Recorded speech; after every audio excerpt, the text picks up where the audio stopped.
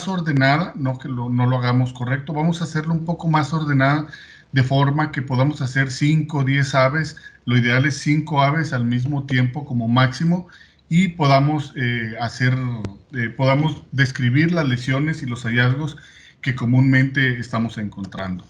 Así también la intención es reconocer lo normal durante estos hallazgos, qué es lo normal, qué es lo anormal, y poder tener ese feeling ya de hacer un reconocimiento sobre hallazgos que pueden presentar el inicio de una patología y poder adelantarnos en el trabajo.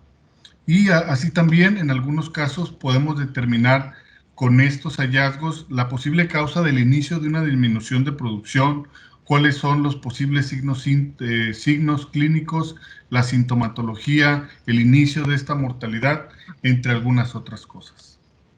Obviamente, tenemos siempre que vamos a la necropsia ir preparados con el material. Quisiéramos siempre tener un material de sobra, material para tomar muestras de histopatología y PCR. En ocasiones es necesario, otras ocasiones nos podemos solamente acompañar de una hoja, de nuestra forma sistemática de hacerlo y del material necesario para la necropsia. Obviamente son tijeras de disección. Las tijeras grandes son para cortar algunos huesos que requieren un poco más de fuerza, guantes, cofia, cubrebocas, un cuchillo, que vamos a ver más tarde para qué lo vamos a utilizar, y las pinzas. Obviamente, si nos pudiéramos acompañar de algo más, que en otra plática vamos a poder retomar cómo hacer un muestreo después de la necropsia, toma y envío de muestras, si nos lo llegan a permitir. Obviamente, las necropsias tienen unas fases. En el campo, cuando iniciamos o cuando estamos haciendo las necropsias y nos preocupan los problemas que estamos encontrando y lo que vemos o es un respiratorio o es un problema digestivo, usualmente solo nos dirigimos a esa parte del organismo del ave para hacer la necropsia. Vale recordar que las necropsias de preferencia se deben de hacer en mortalidad muy reciente, ocasionalmente, a excepción de las reproductoras, en pollo de engorde, en algunas posturas, cuando vemos cuadros clínicos que nos preocupan, podemos sacrificar un par de aves de las aves normales para ver cómo es que pudiera estar iniciando el cuadro. Entonces, la necropsia deberá de seguir un protocolo. Mencionamos como protocolo es un lineamiento, una serie de pasos para que las conclusiones de nuestra necropsia sean válidas. Voy a poner así rápido un ejemplo. Tendríamos que hacer todo en un mismo momento y no dejarlo a la mitad y luego irnos a tomar una coca y luego regresar, porque los órganos suelen o tienden a sufrir autólisis, y los cambios que nosotros encontremos van a ser más por el proceso de autólisis propia, bueno, de autólisis como tal, que lo que sea una patología. Esto es igual con la mortalidad muy vieja, la mortalidad de un día antes, también no representa no nos llega a ayudar mucho. El punto importante de esto es que la necropsia deberá de ser sistemática, realizando todas las necropsias de igual forma. Si iniciamos por el pico, el siguiente pollo por el pico, el siguiente por el pico, el siguiente, y obviamente en ese orden, sin olvidar revisar algún órgano y permitiendo estructurar todos nuestros hallazgos. Así también, en esta necropsia deberá de ser ordenada, es decir, vamos a seguir un orden lógico dentro de la necropsia. No vamos a entrar al abdomen y luego nos vamos a ir al pico y luego nos regresamos a los ciegos y luego nos vamos a revisar la cresta y las barbillas. A eso nos referimos con el orden en la necropsia. Y completa. Completa es que es necesario examinar todos los órganos, aun y que pensemos que ya encontramos el problema que es digestivo. No está de más, siempre es parte de una necropsia completa y ordenada, revisar los demás tejidos de los animales para evitar dejar pasar información valiosa que se puede ir por ahí. Vamos a iniciar con el video. Nos va a ayudar en esta parte la doctora Leticia. Buenas tardes a todos. Muchas gracias por la invitación. y es con mucho gusto que participo y que vamos a tratar ahora entonces de la necropsia y de la necropsia, como Sergio habló, de una necropsia de una forma sistemática. Entonces, vamos a empezar. Puedes soltar el vídeo. Siempre vamos a empezar con el examen externo de las aves. Iniciamos el examen de forma sistemática, comenzando por la cabeza, siguiendo una orden sistemática para asegurarnos que nada nos estará pasando. Visualmente inspeccionamos la cabeza, buscando que sea simétrica, buscando manchas alrededor de la narina, de la boca, que indican posibles problemas respiratorios. Alrededor de la cabeza, buscando áreas de inflamadas con posibles exudatos. Al examinar los párpados de forma externa para buscar moco o descargas, esta membrana deberá ser de color rosada. Otros cambios pueden ser inflamación o infecciones.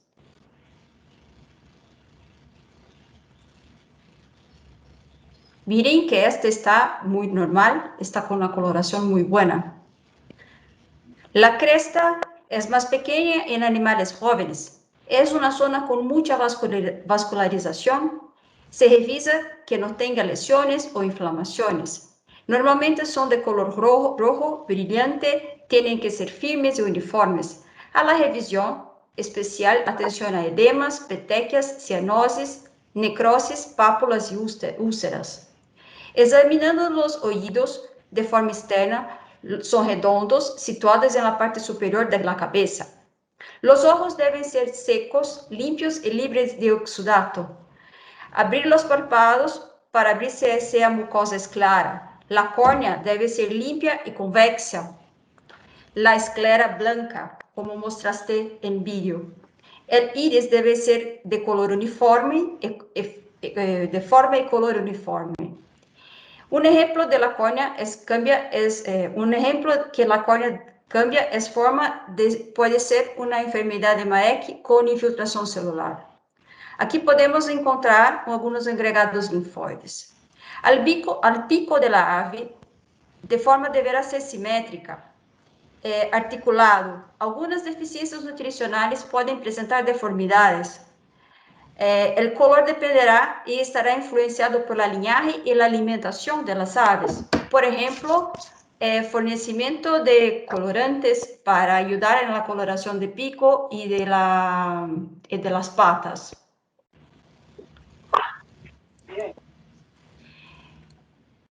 Evaluar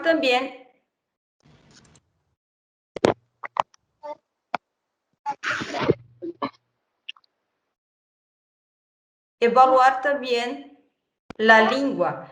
Deberá se empujarla hacia afuera para observar los ambos sentidos, como con la pinza, y buscar lesiones como úlceras o nódulos.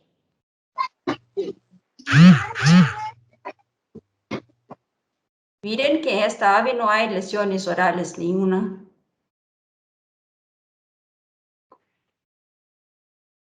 Luego, cuando sacamos la lengua de su lugar, podemos mirar la coana, que se encuentra en la pared superior de la cavidad bucal, buscando nódulos o exudatos respiratorios que se puede acumular en este local.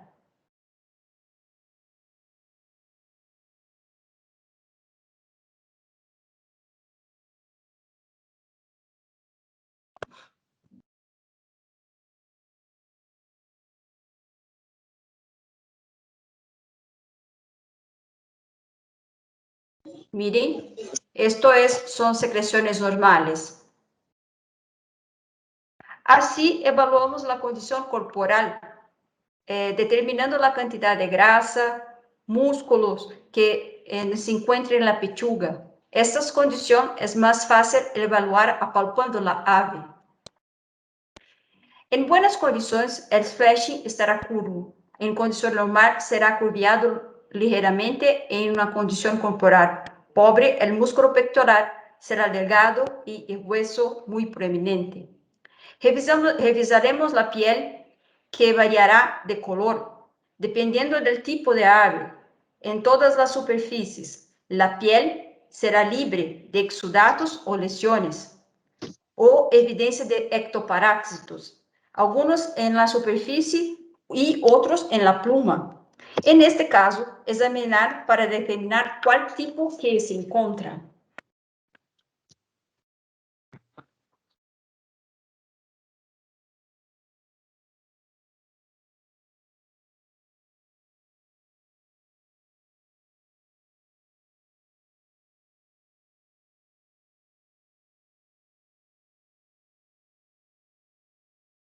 Entonces, miren que estamos mirando la piel, no hay parásitos ni en la piel ni en las plumas.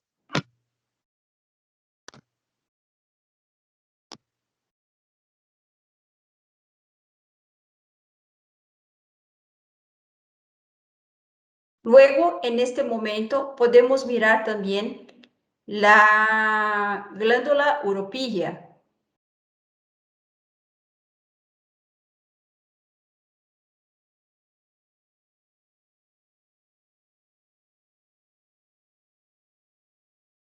Que está localizada en la parte de la base de la cola y que sirve para producir un aceite que ayuda a las aves a dispersar en sus plumas.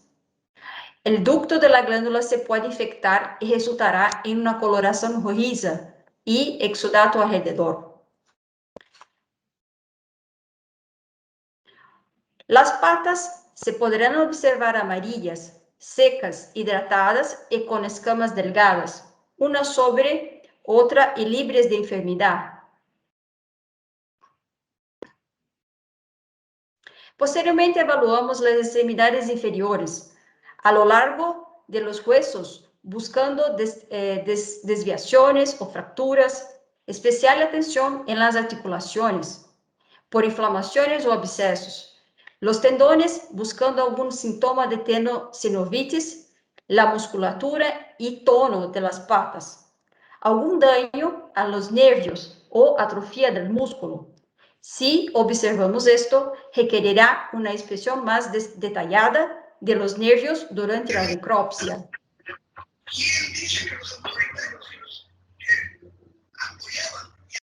Abrindo la articulación, miramos la existencia de exudatos, líquido sinovial u otras secreciones, con una cuchilla. Miren que en esta ave solamente miramos que hay líquido sinovial limpio, transparente, de color que no hay color, es amarilla muy clara.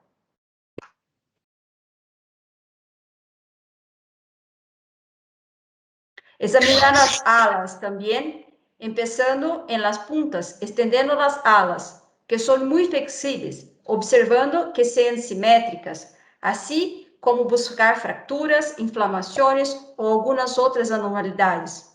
Como en este caso, miramos algunas lesiones hemorrágicas, posiblemente en transporte de estas aves en las cajas. Removeremos la piel para poder exponer la cavidad celómica.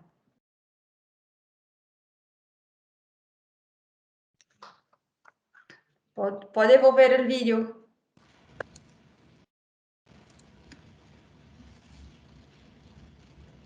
Entonces, levantamos la piel y con ayuda de un cuchillo o mismo de una tijera, podemos abrir la cavidad celómica. Y tomar cuidado en este momento para no dañar ningún órgano. Para empezar este proceso, colocaremos la ave en posición de decúbito dorsal.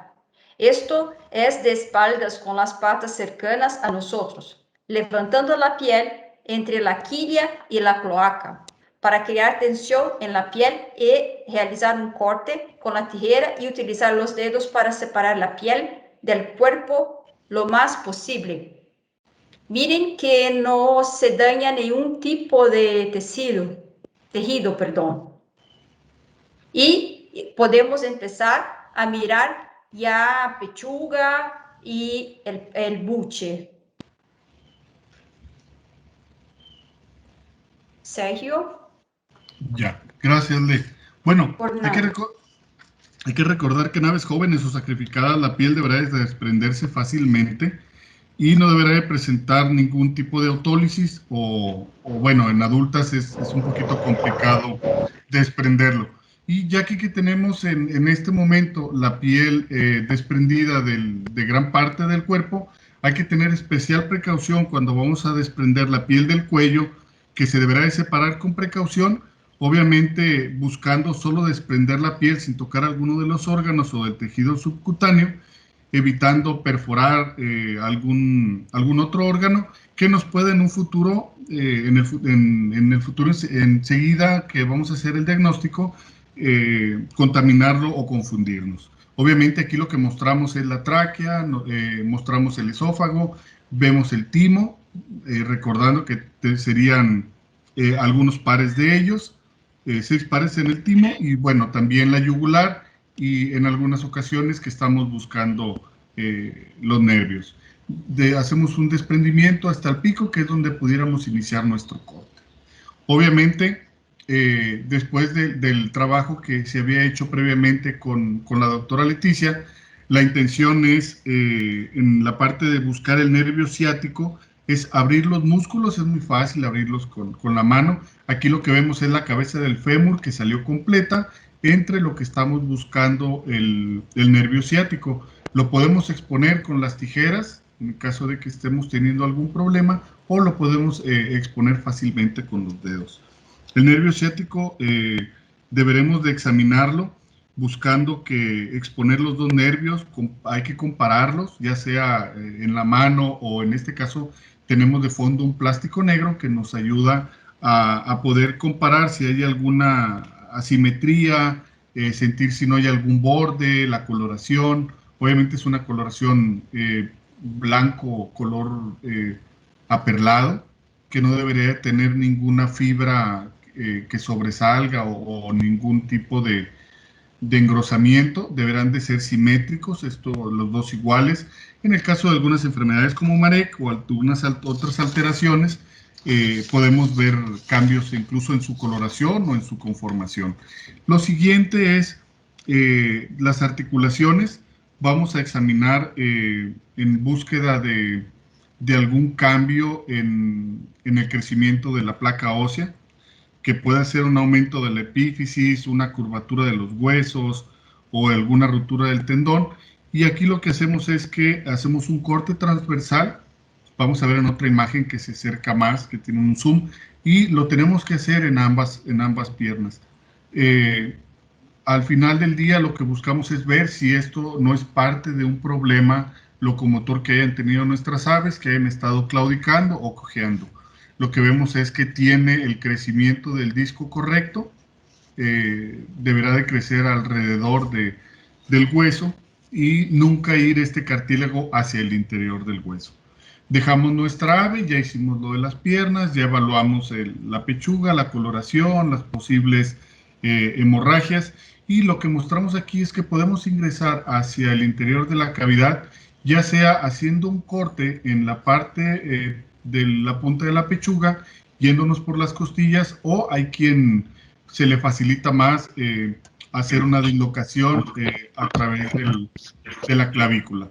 Aquí lo que hacemos es que clavamos los dos dedos buscando hacer una tensión en el abdomen para que el hígado se acueste y podamos nosotros insertar las tijeras sin tener que hacer un sangrado. Ya teniendo un sangrado, pues bueno, nos va a complicar un poco más las cosas porque se nos habrá contaminado el interior. Aquí lo que empezamos a ver es los sacos aéreos que van junto con los sacos aéreos de los pulmones, que van junto con los pulmones. Hacemos cortes laterales teniendo precaución de no cortar alguna de las arterias del corazón, porque también nos puede contaminar. Y bueno, aquí lo que podemos ver es desde la conformación del hígado, los lóbulos, si hay alguna coloración, si existe algunas petequias. Eso como parte principal. Vemos el corazón, el pericardio, si no tiene algún exudado. y podemos cortar el músculo de la pechuga. Aquí nos sirve entre este corte con la pechuga y el que pudiéramos hacer más adelante por la parte frontal, nos ayudan a conocer si no hay alguna miopatía. Obviamente aquí lo que estamos viendo es si el corazón no tiene algún cambio que pudiera ser por alguna alteración, ya sea nódulos blancos, pericarditis, necrosis, alguna endocarditis o simplemente petequias en la grasa coronaria, que son síntomas de algunas otras patologías. En el caso vemos el hígado. También lo que hacemos aquí es hacer un corte para poder observar los sacos aéreos abdominales. Recordar que lo que vamos a ver a continuación entre los sacos que vimos pulmonares, los sacos aéreos abdominales, estos suelen examinarse inmediatamente, es lo primero que vamos a ver, que es después de doblar, de hacer hacia un lado las vísceras. Estos son estructuras membranosas que son muy delgadas, deberán de ser transparentes y esto muestra un cambio de coloración, exudados o en algunos casos los que conocemos como exudados gaseosos o quesos. Pues bueno, tendríamos que ir haciendo las anotaciones de que lo estamos encontrando, ya sea en abdominales, en torácicos o en claviculares. En este caso no encontramos, el ave está aparentemente sana, solo encontramos algo de congestión, pero pudiera ser parte del sacrificio. Las aves fueron, la verdad, sacrificadas en un momento donde estábamos a 40 grados de temperatura. Posteriormente, lo que podemos observar aquí en completo es toda la cavidad celómica. Encontramos cómo van a estar acomodadas las vísceras y bueno, ahora sí vamos a poder ingresar. Con los dedos vamos a ir quitando todo el sistema digestivo, lo vamos a ir haciendo hacia un lado para seguir observando entre los sacos aéreos si hay algún cambio de coloración en el vaso, el hígado y algún cambio. Incluso podemos encontrar en ocasiones cambios en proventrículo y molleja. Aquí seguimos viendo los sacos aéreos, hacemos algún corte para que nos permita observar que ingrese la luz. Podemos ver el color de los pulmones, en este caso todavía el pulmón es rosa, por eso la importancia de ir haciendo de forma continua. Observamos los riñones que tienen todavía la misma coloración, obviamente son 3 lóbulos, no deberíamos de ver hasta el momento, no deberíamos de observar ninguna pincelada de uratos. Los uratos va a ser una coloración blanca, que es un síntoma de deshidratación o de algunas otras enfermedades como bronquitis infecciosa.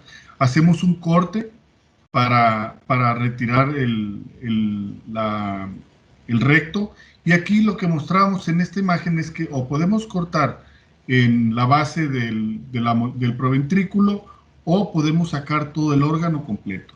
Lo ideal es que con la práctica vayamos tomando experiencia y podamos retirar el tracto gastrointestinal desde el esófago completo hasta el recto, para que podamos posteriormente trabajar con la bolsa de Fabricio y el sistema respiratorio por aparte.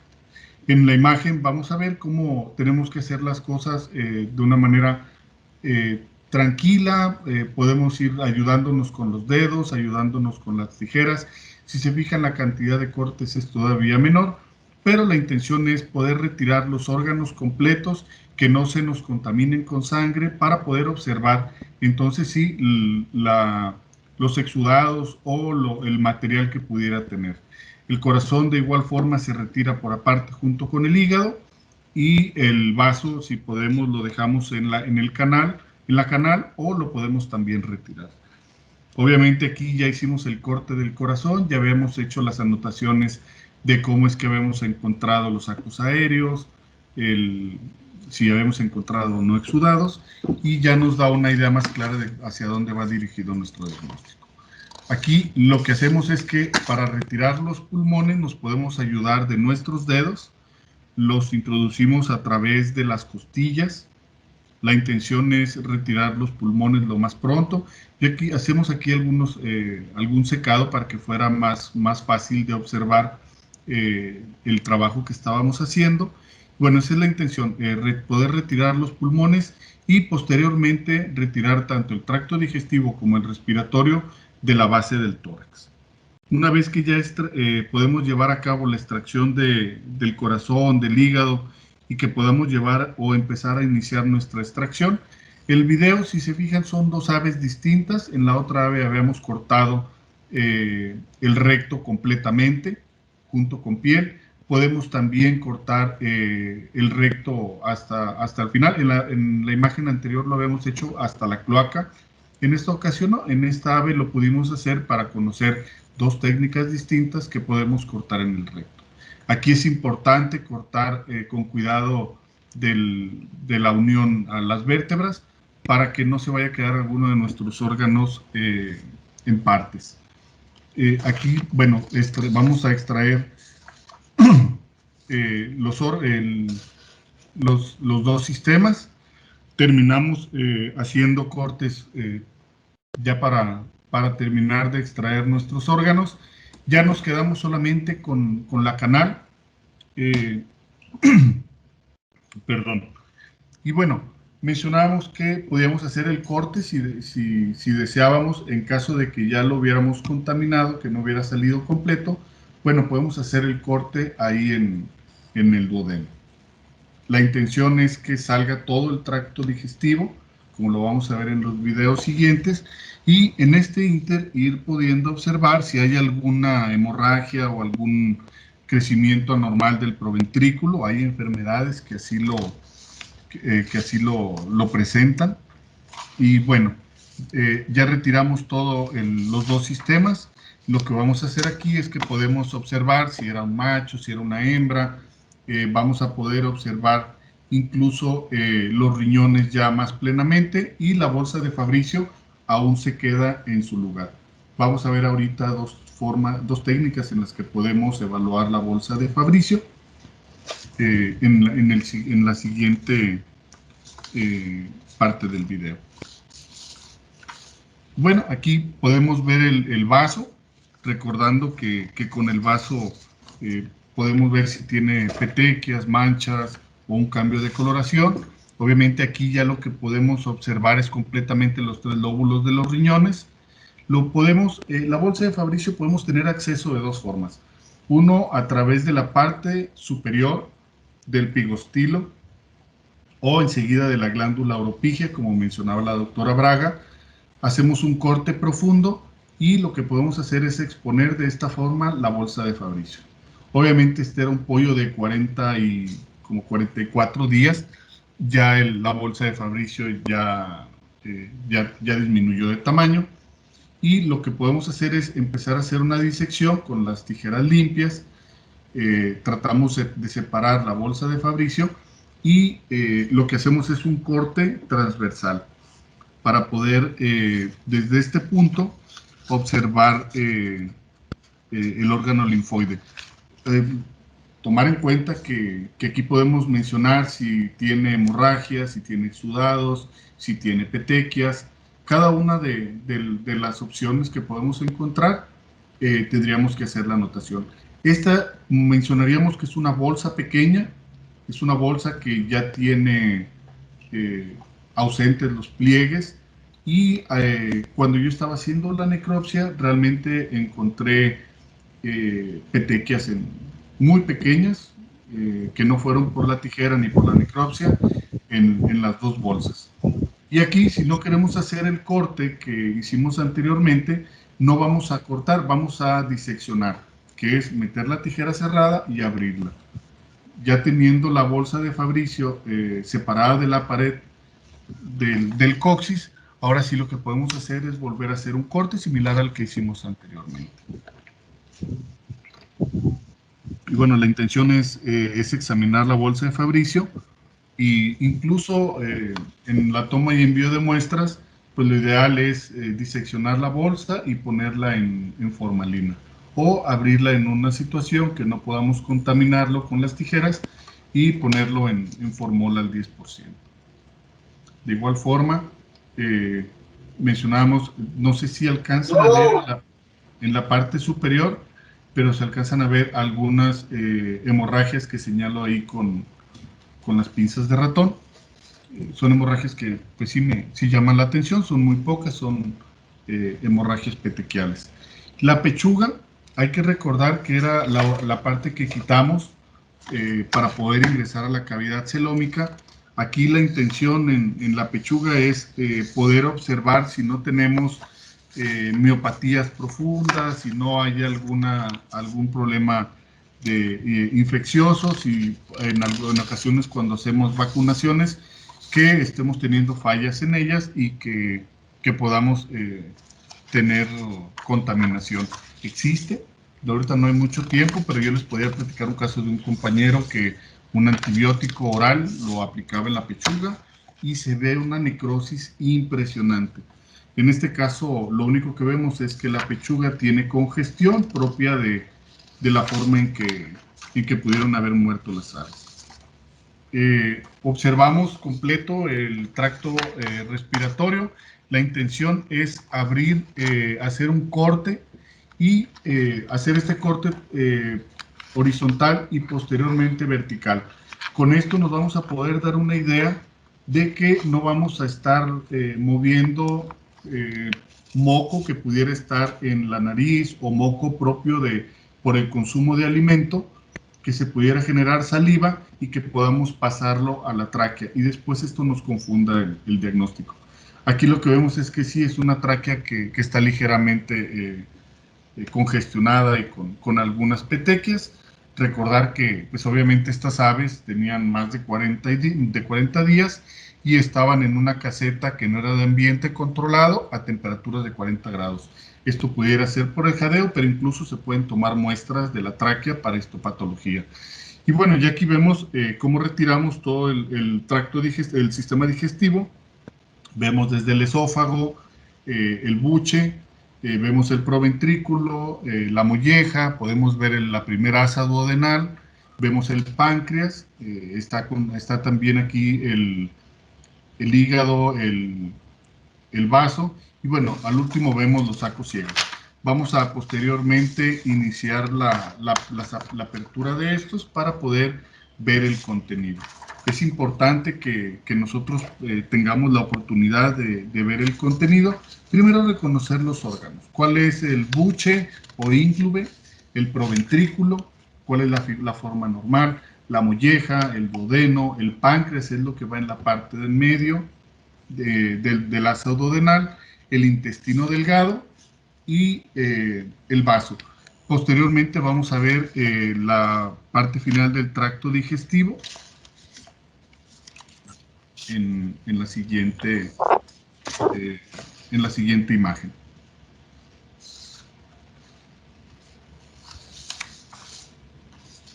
No sé si alcanzan a ver esta parte del intestino que comienza con el duodeno y sigue longitudinal en toda hasta llegar a los ciegos. Aquí lo que vamos a buscar es evidencia de lesiones de coccidia, presencia de parásitos, gusanos, pudieran ser planos, cilíndricos. Podemos raspar la mucosa para hacer pruebas de coccidia, ya sea con las tijeras o con un bisturí, y obviamente podemos acompañarnos de diagnóstico. También que podemos hacer es evaluar el contenido. En esta presentación no grabamos la evaluación del contenido, pero sí es importante hacer un corte similar al que hicimos con la tráquea para que podamos ver si existe algún moco, alguna otra coloración.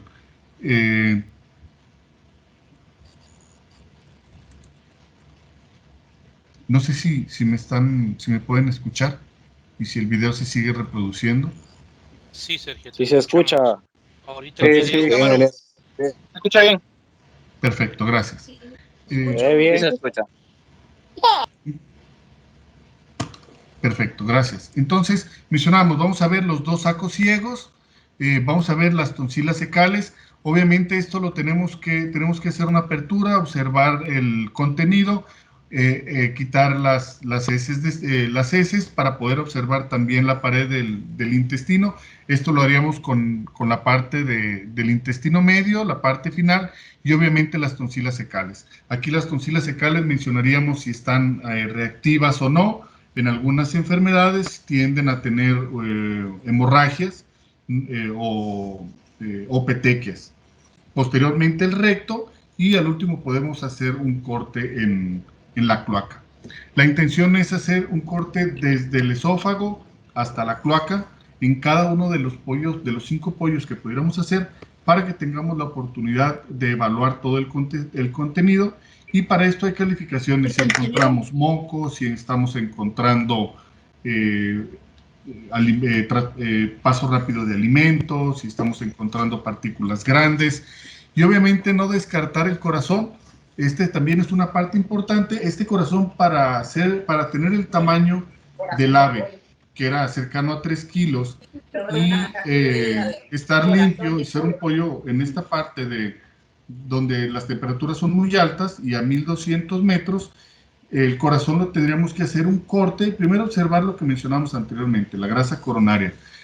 Y lo que vemos es que no tiene ningún problema, o no tuvo ningún problema de hidropericardio. Las paredes están sanas, están completas, y se encuentran firmes. Igual el hígado, como habíamos mencionado anteriormente, tendremos que evaluar coloración, tacto, si no está friable, si el tamaño es el adecuado para la edad que tienen las aves. Aquí lo que observamos en el buche es que el ave había estado consumiendo alimento, no era un ave que estuviera con un periodo de retiro, y lo que podemos hacer es hacer un corte. Observamos el tipo de alimento que tiene, si no está comiendo cama, o podemos observar en el caso de algunas enfermedades por hongos que se localizan en el buche, y bueno, posteriormente podemos limpiarlo con agua para observar bien. Igual con la molleja y el proventrículo, observamos si no existe alguna tumoración, algún cambio de color, y básicamente tenemos que abrirlo, tenemos que limpiarlo y posteriormente observar el contenido. Si no hay alguna erosión, si no hay alguna hemorragia, petequias, estas estaban perfectas, como podemos ver. No había, para la edad que tiene el pollo, no tiene ningún tipo de ulceración. Y posteriormente el duodeno, observamos si no existe algún tipo de hemorragias o algún cambio patológico. Tenemos que hacer un corte en el interior, y recordar que lo principal que vemos en el duodeno son problemas por Eimeria cervulina. Obviamente igual con el vaso hay que evaluar la condición que tiene, ver si no tiene algún cambio de coloración, agrandamiento, algún foco necrótico, y lo que mencionábamos anteriormente con el hígado. En la parte del hígado, bueno, hay que recordar que de aquí podemos tomar algunas muestras para algunos análisis, ya sea de bacteriología, y recordar que debemos de evaluar la forma, la firmeza y el color en la parte del hígado. Regresamos aquí a mostrar un poco cómo es que habíamos iniciado nuestra necropsia, y por último tenemos que hacer un corte en los sacos ciegos. De la misma manera, hacemos un corte, nos vamos longitudinalmente, vamos a retirar las heces, limpiamos nuestra tijera, y tenemos que evaluar las heces en aves jóvenes para ver si no existe un problema de disbiosis que pudiera ser con espuma, en aves que están teniendo problemas de disbiosis, diarrea, o evaluar la pared de la mucosa del tracto gastrointestinal. Aquí podemos encontrar algunas lesiones, como pudiera ser coccidia en el caso de tenela, e incluso podemos encontrar hasta contenido sanguinolento cuando la infección por tenela ya está muy avanzada. La parte de necropsias, pues agradecemos. Terminamos aquí el video. No sé si hay alguna pregunta hasta el momento. Sí, buenas tardes. Buenas tardes. Si yo quisiera saber si pudieran compartir esta información así plasmada en PDF. Amigo, buenas tardes. Toda la información más el video de la charla, los amigos de Biomín nos la van a compartir para que nosotros la podamos subir a través de nuestras redes sociales, en Facebook. Por ahí le invitamos a que siga la página de Concentrados Alianza. Ahí en los próximos días vamos a estar subiendo toda esta información. Perfecto, muchas gracias. A usted. Gracias. Sigamos. Nuevamente nos va a acompañar con su experiencia la doctora Braga.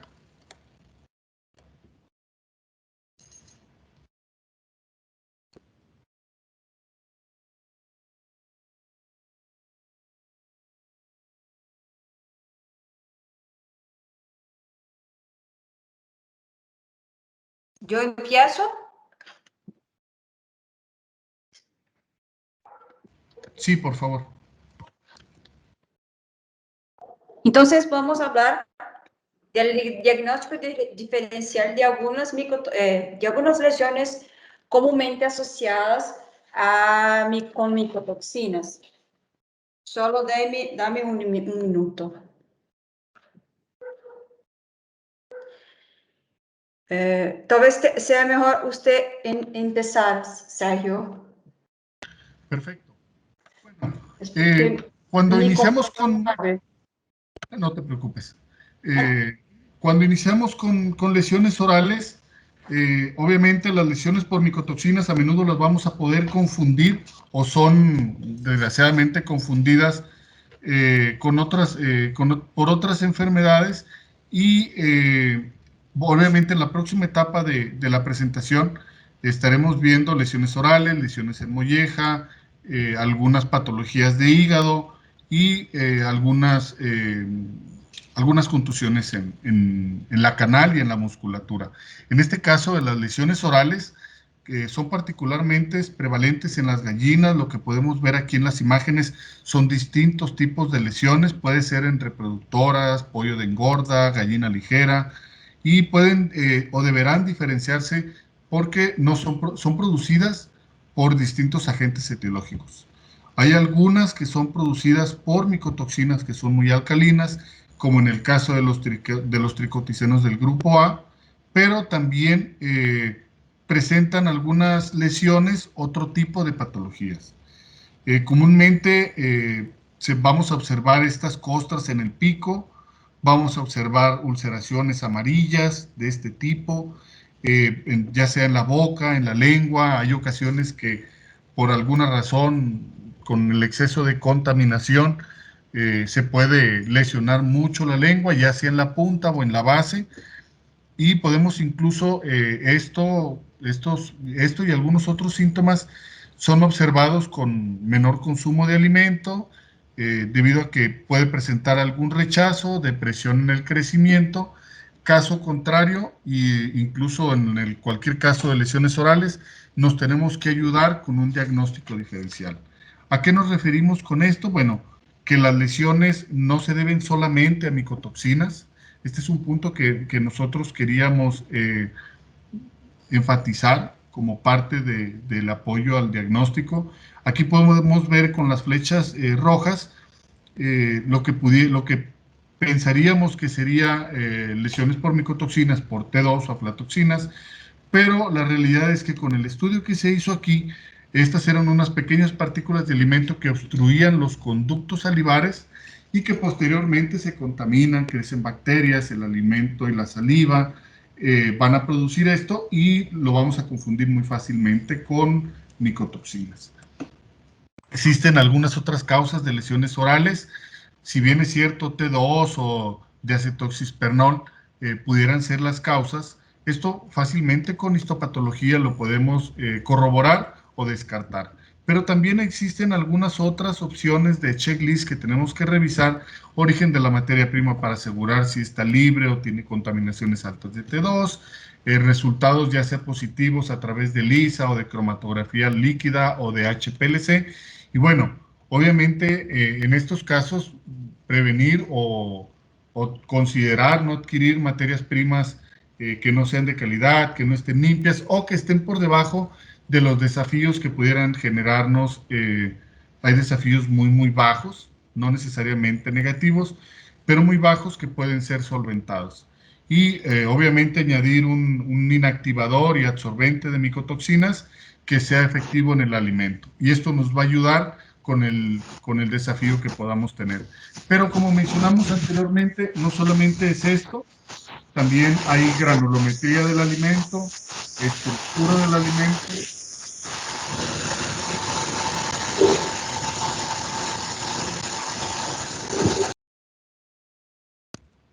Gracias. Estructura del alimento, en algunos casos metionina líquido por goteo. En la estructura del alimento y en la granulometría, una cosa es que venga de planta y otra es el manejo que le podemos dar nosotros en la granja. Obviamente, alimento peletizado con un mayor porcentaje de 20% de partículas finas pueden presentar lo que vimos en la diapositiva anterior, el taponamiento de las glándulas salivales. Obviamente, hay algunos ajustes y acciones correctivas que se pueden hacer y que podemos solventar esta problemática de presentar lesiones orales que no son atribuibles a micotoxinas. La metionina líquida también, que si es en polvo, pues descartamos eso.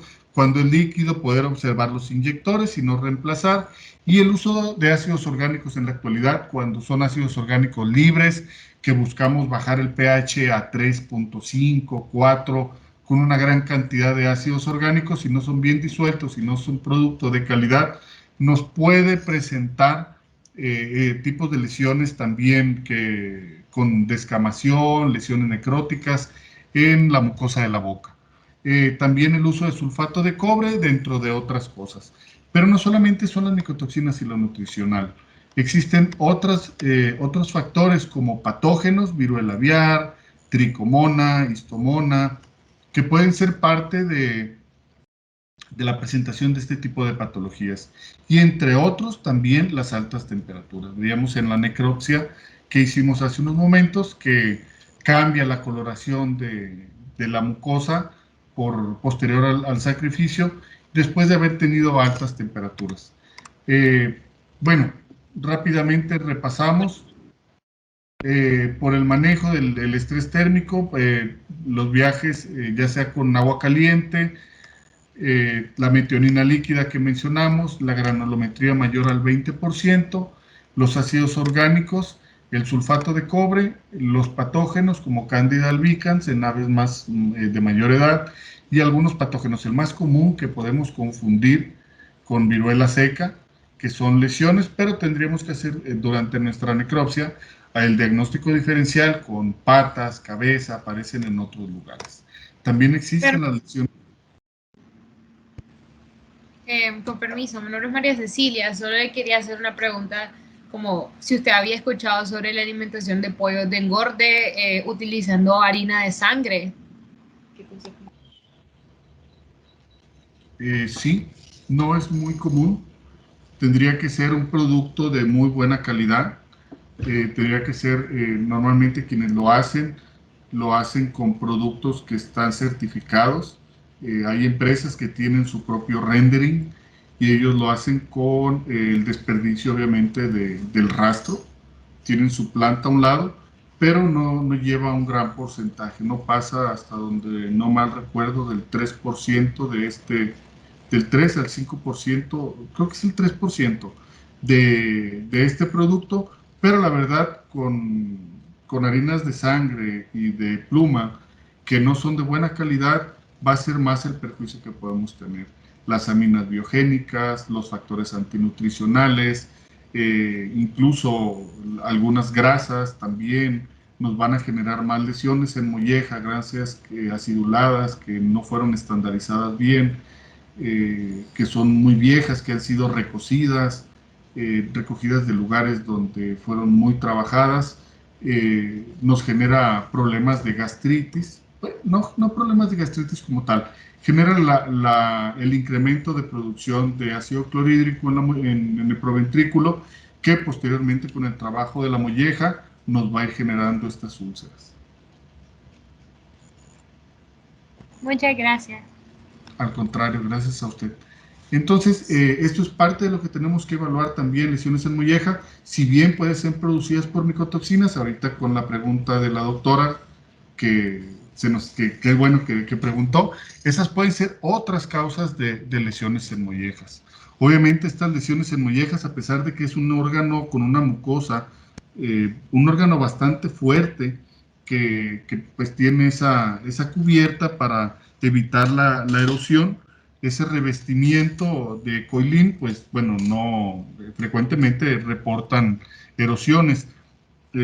Obviamente tenemos que hacer el estudio de pollos jóvenes, de cuando empecemos a ver nosotros estos problemas, y pues uno de los principales signos van a ser esta erosión y ulceración de molleja, aumento esporádico de mortalidad y animales que empiezan a perder peso.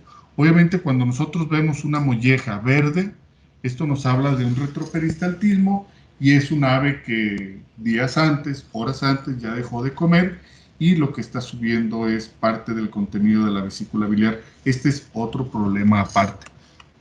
Igual en las lesiones de la molleja podemos encontrar por micotoxinas en el grupo de los tricoticenos A, T2 y diacetoxispernol, que pueden ser alteraciones leves.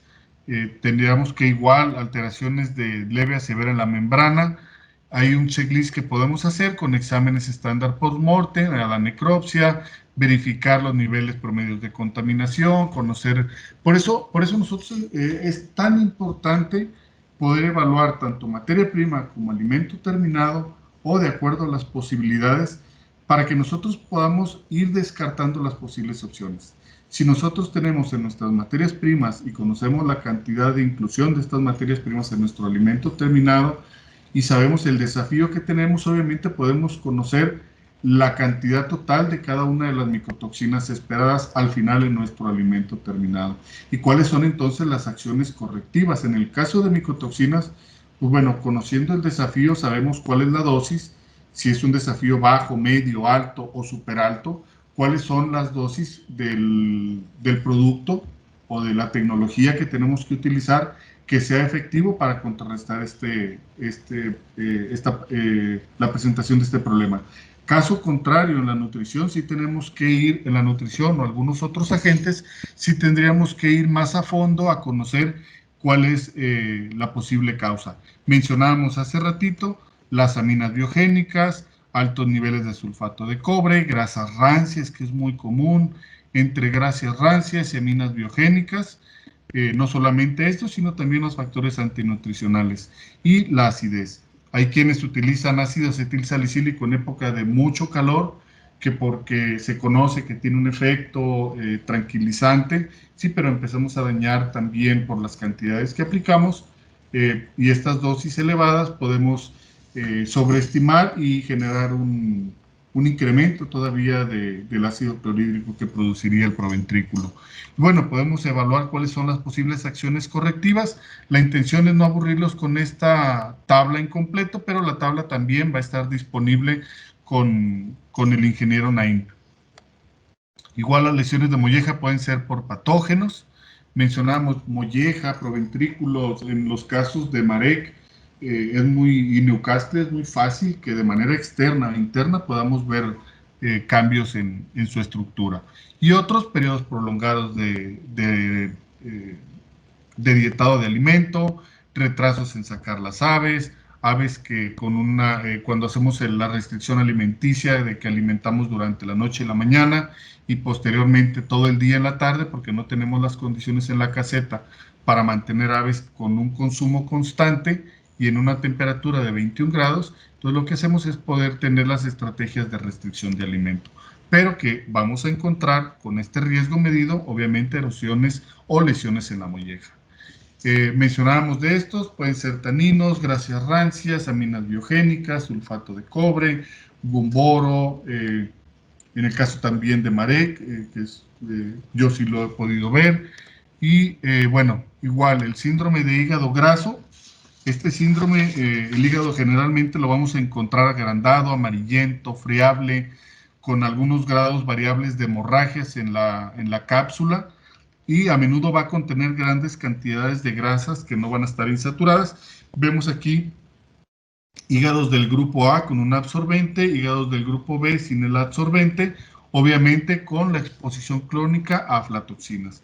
Vemos la gran diferencia entre tener y no tener algo que nos ayude a contrarrestar el desafío que podemos tener con micotoxinas.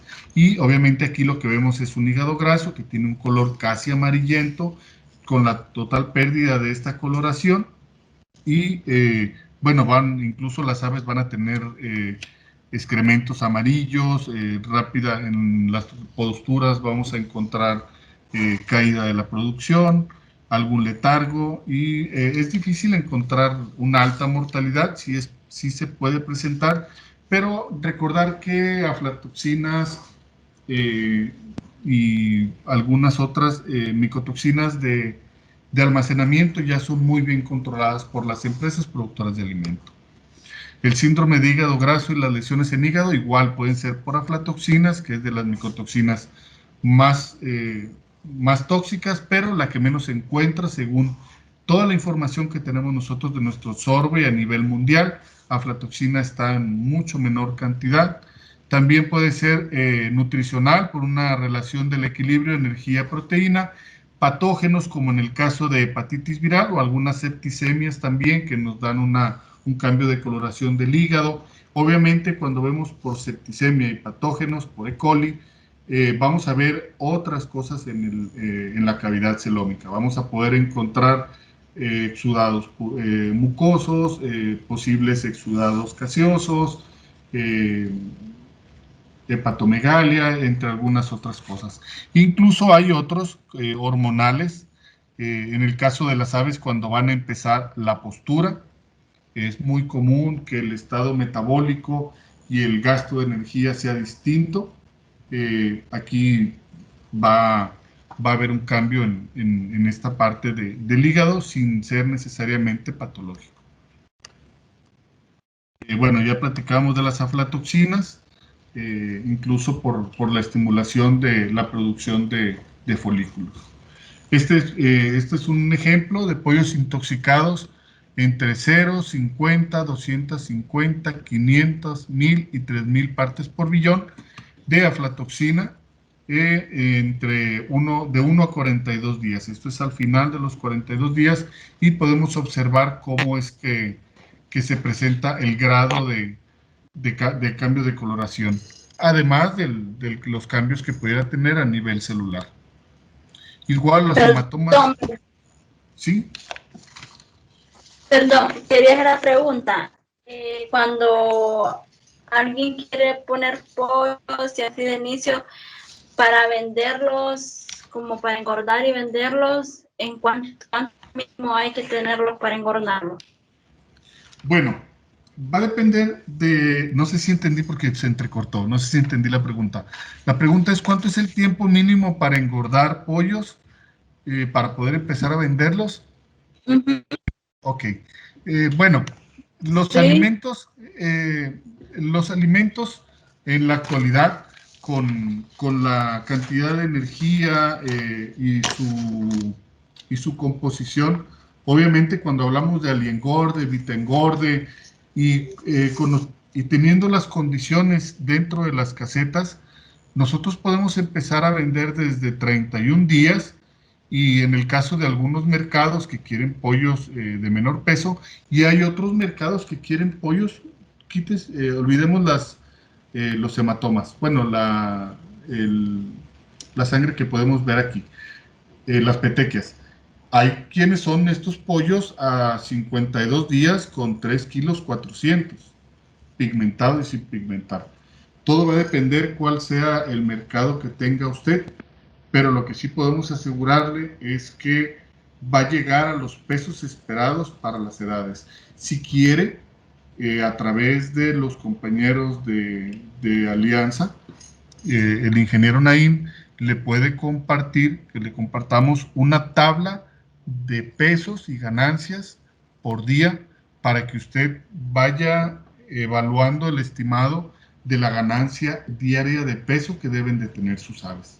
Con esto usted decide si quiere vender pollos de 30 días, perdón, de 3 kilos 400, va a saber que tiene que esperarse 50 días. si los quiere de 2 kilos a los 31 días, y así podemos ir evaluando qué es lo que queremos. No sé si me expliqué.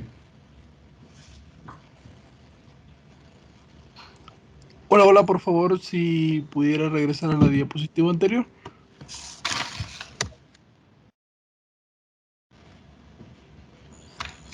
Ok, excelente, gracias. Y bueno, Una consulta, buenas tardes, una consulta con respecto a la pregunta anterior. En caso del hígado graso, bueno, en aves de engorde, en pollos de engorda, no es un problema porque sabemos que un pollo ya de 35 días de edad a cosecha, pues no es un problema. Pero en aves reproductoras, el uso, bueno, la ausencia del L-carnitol sería un predisponente, ¿verdad? Para que se nos dé esto. La otra es, ¿qué efecto tiene la cantidad de grasa en mi ave sobre la presencia del hígado graso? bien. Gracias por la pregunta. Yo creo que lo primero que podríamos evaluar es cuál es la cantidad de, de grasa que nosotros estamos buscando tener en el alimento terminado, cuál es el esperado, y a través del bromatológico cuál es el que estamos nosotros encontrando. Mencionábamos ahorita, el síndrome de hígado graso tiene distintos orígenes. Hay algunos que son, veíamos ahorita en la diapositiva anterior, que era por micotoxinas, pero vemos algunos otros orígenes para la presencia de factores en el hígado.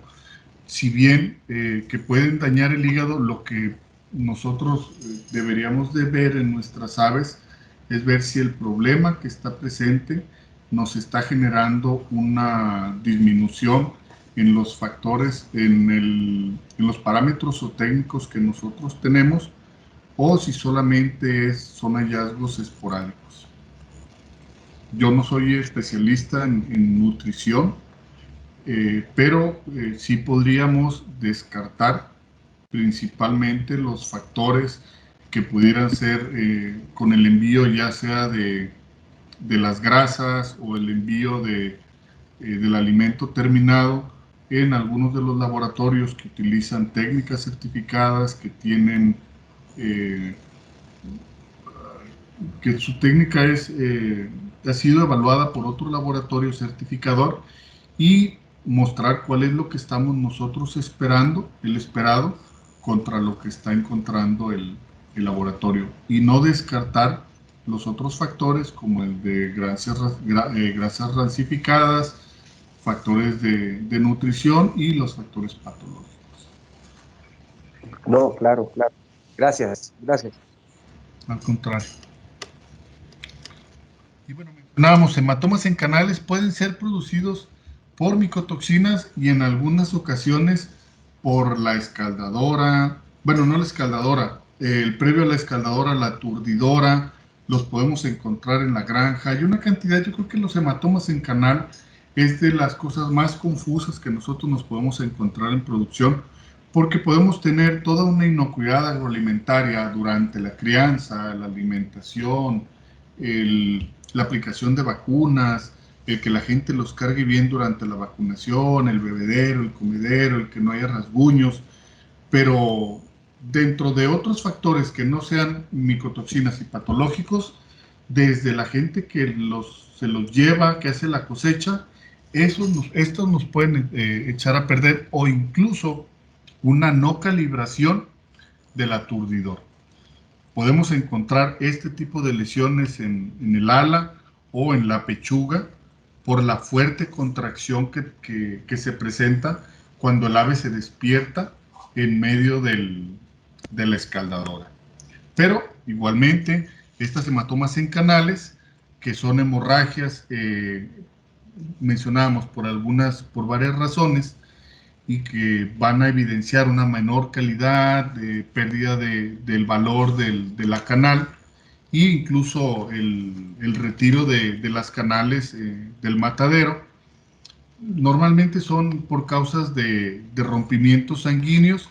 Obviamente la sangre se va a infiltrar, vamos a ver estos tejidos enrojecidos y pues al cliente no le va a gustar y va a hacer el reclamo. Incluso el reclamo lo va a hacer principalmente el que nos compra el pollo antes de hacerlo llegar al cliente. Desde ahí mencionábamos cuáles son las posibles causas, y en este listado que realizamos de hematomas en canales, sí, puede ser aflatoxina, pero también puede ser una deficiencia de vitamina K, puede ser enfermedad infecciosa de la bolsa de Fabricio, que fácilmente genera lesiones en la musculatura. Y mencionábamos la manipulación durante la descarga, el sistema de aturdido, la captura, la densidad de la parvada, que estén empujándose, y más si hacemos algún dietado de alimentos, estos se van a ir empujando entre las aves para buscar el alimento cuando alimentamos durante las horas frescas y dejamos el animal sin comer durante periodos prolongados. Obviamente existe la descripción del problema. ¿Qué es lo que tendríamos que evaluar? En el caso de deficiencia de vitamina K principalmente, ¿cuáles son los niveles esperados? Los esperados son los que pones en el alimento con los que encontramos en el alimento al final del día. La presencia de medicamentos con azufre y algunos otros factores estresantes. Y bueno, la intención es corregir la inclusión de vitamina K para poder evitar estos problemas de coagulación. En el caso de bolsa de Fabricio, bueno, ajustar un programa de vacunación. En el caso de la manipulación de todos estos, es hablar con las cuadrillas y con la gente encargada de manipular. Esto es hecho solamente por el trabajo de mano de las personas con los pollos. Mencionamos que pudieran ser la confusión con aflatoxinas o tricoticenos, y puede ser esto: sistema de aturdimiento, parte del ambiente y el manejo en la granja, los factores nutricionales como las deficiencias de aminoácidos y vitamina K, patógenos como gumboro y en algunos casos los virus de bronquitis infecciosa. ¿Qué tenemos que hacer nosotros al final del día, ya para terminar, con la información que vamos obteniendo con las necropsias? Aquí es importante podernos ayudar, de preferencia nuestra tablita, nuestras hojas, y hacerlos nosotros solos o de preferencia con la ayuda de alguien más. Como lo dividimos en etapas, el diagnóstico, tenemos que, principalmente a la hora de querer hacer un diagnóstico en una granja, formar parte de una historia clínica. En esto lo podemos dividir en varias etapas. Va a incluir los hallazgos que hicimos a la necropsia, pero también puede incluir algunas pruebas que durante la necropsia nosotros podemos ayudarnos, porque una cosa es el diagnóstico presuntivo, pero recordar que siempre el diagnóstico final tiene que ser dado por una prueba de laboratorio que está certificada y que nos asegura que nuestro diagnóstico presuntivo estuvo o no correcto. ¿A qué nos referimos? Bueno, tenemos que llenar información requerida: cuál es la granja, qué edad tiene, cuándo inició el problema, cuál es la densidad de las aves, la mortalidad, si hay alguna nota epidemiológica, que es pollo de engorda, pero tenemos cercanas granjas de postura comercial y vacunaron hace unos días contra la laringotraqueitis en embrión de pollo. Bueno, es obvio que vamos a tener un problema nosotros respiratorio por el rollover de la vacuna que es en embrión de pollo. Condiciones de la caseta, de la cama, distribución de lotes, si lo encontramos uniforme. Todo este tipo de información de manera retrospectiva nos va a ayudar a formar toda una historia clínica de los casos que nosotros estamos presentando. Esto es lo que nosotros conocemos como anamnesis, que es todo un llenado de la información. Y igual, mencionábamos, aquí podemos no necesitamos hacernos patólogos, solamente con ser claros la diferencia entre lo que está normal y lo anormal. Si las aves que seleccionamos para nuestras necropsias eran enfermas, sanas o muertas recientemente, esto quiere decir que todas las demás no sería conveniente poder hacer la necropsia. aves muy viejas, o sea, que murieron un día antes, hay quien te las trae verdes, entonces llega a pasar, llegan aves con las patitas verdes y, mire, esta fue la que se murió ayer. Entonces, revisar, mencionaba la doctora Braga, si están deshidratadas, la apariencia de la cabeza, si no hay algún exudado supraorbitario, gaseoso, algunas hemorragias, si están las aves flacas con emaciación, cianosis, cojeando, si había algún parásito externo, y así con cada uno, ya sea en el timo, en el sistema respiratorio, en el circulatorio, el hígado, la condición, la vesícula biliar, en el caso de que podamos encontrar algo, alguna característica del vaso, del buche, proventrículo, molleja, riñones, intestino, páncreas y por último de la bolsa de Fabricio. Todos estos hallazgos, si vemos, es algo pequeño, si la bolsa tenía hemorragias, si estaba pequeña o si tenía algún exudado. Con eso nos ayudamos a evaluar nuestros hallazgos, la sospecha que nosotros tengamos en un diagnóstico presuntivo, acompañarlo de análisis de laboratorio para poder tener un diagnóstico final. Creo que por nuestra parte es todo. Queremos nuevamente agradecer a Alimentos Alianza y al ingeniero Naín, que nos da la oportunidad de compartir un poco de información con ustedes, y agradecido con ustedes por el tiempo. ¿Le quieres comentar algo? No. Muchas gracias por su tiempo y por la oportunidad de pasarnos algún tiempo con ustedes. Y pensando siempre en la cuestión de las necropsias, es tener una sistematización realmente, para que podamos hacer los registros y podemos tener un diagnóstico presuntivo, para empezar a procurar y levantar más y llegar al diagnóstico final. Entonces, siempre es importante, tenemos en cuenta que es importante la parte clínica,